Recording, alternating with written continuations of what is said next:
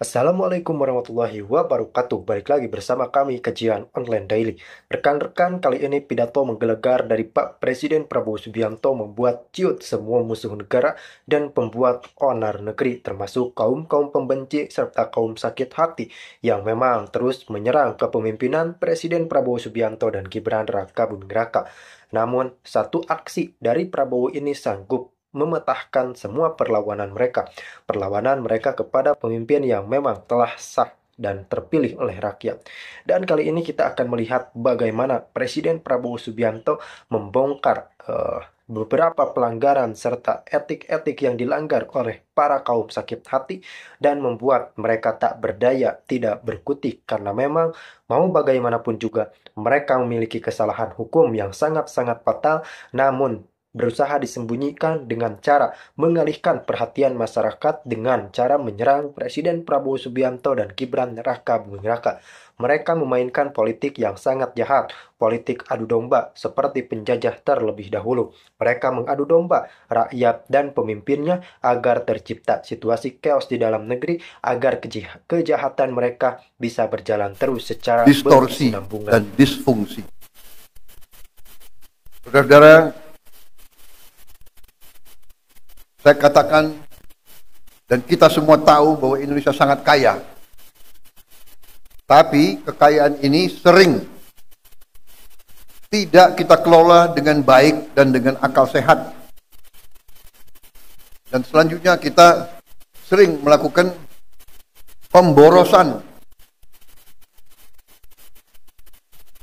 Saudara-saudara sebagai pengusaha, seharusnya saudara-saudara yang lebih paham. Perusahaan yang tidak efisien, perusahaan yang bekerja dengan seenaknya, tidak mungkin survive. Kalau pengeluaran lebih besar dari pemasukan, ya sudah, itu menuju pilot. Tidak mungkin ada organisasi yang survive kalau pengeluaran lebih besar dari pemasukan. Karena itu, saya bertekad memimpin suatu pemerintahan yang efisien.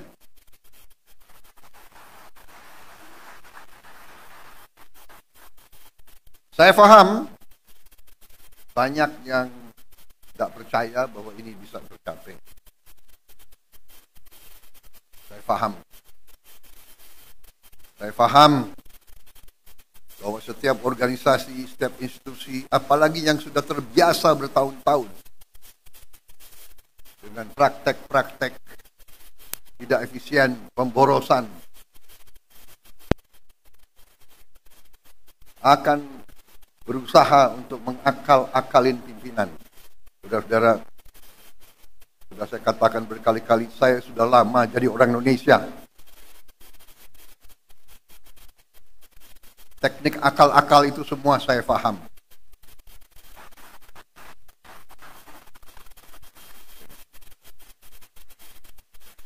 Jadi sudah saya buktikan dan saya sekarang merasa semakin percaya, semakin yakin bahwa Indonesia mampu bangkit dengan efisien, mampu bangkit dengan tertib, dengan disiplin, mampu mengelola kekayaan kita, dan kita bertekad mampu mengelola kekayaan kita sebesar-besarnya untuk kepentingan bangsa dan rakyat Indonesia.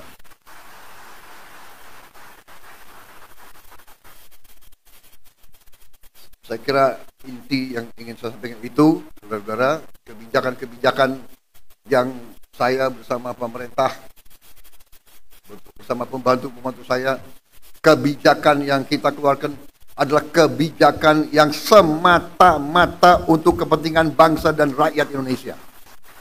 Tidak ada kepentingan lain, tidak ada orientasi lain, dan karena itu, untuk kepentingan bangsa, kepentingan negara, kepentingan rakyat, kita tidak ragu-ragu, kita akan laksanakan dengan segenap kekuatan dan daya yang ada di kita. Saya kira intinya itu, karena itu saya sangat gembira, saya ucapkan selamat kepada tokoh-tokoh Kadin, saudara-saudara memegang peran penting dalam menjalankan ekonomi Indonesia. Saudara-saudara, saya ingin memberi peran yang lebih besar kepada swasta.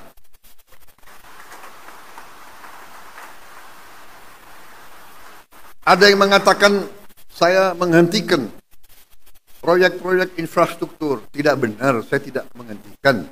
Saya merubah. Infrastruktur akan sebagian besar saya serahkan kepada swasta untuk membangun.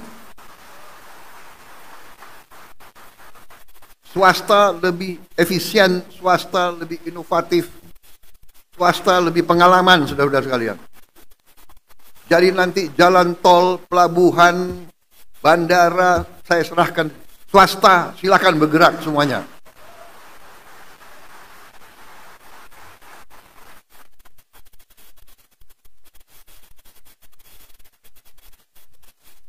Berkali-kali saya katakan nanti pemerintah akan yang penting-penting dan inti-inti yang menyangkut perlindungan kepada rakyat dan sebagainya. Tapi yang bisa dikerjakan oleh swasta, harusnya swasta berkembang, swasta bekerja dan semuanya.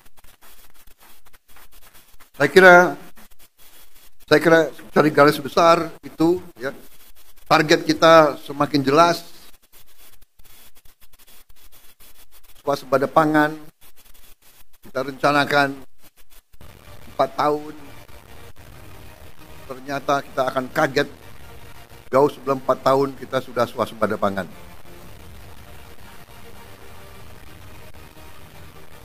Swasembada energi demikian juga. Mungkin kita negara tidak banyak di dunia yang akan memiliki green energy.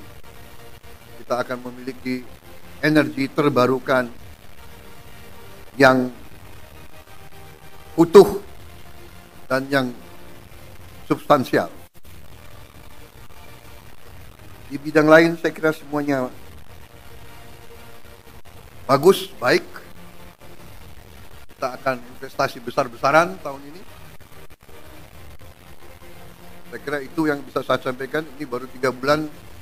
Tolong tunggu sabar sedikit. Mungkin bulan ke-5 ke-6 saudara akan merasakan bahwa kita mau bukan jalan as usual. There is no business as usual. Kita sekarang lari, kita akan cepat, kita akan bergerak dengan secepat-cepatnya. Masalahnya sekarang adalah kita harus siapkan sumber daya manusia. Kita harus siapkan awaknya. Kita harus siapkan manajer-manajer muda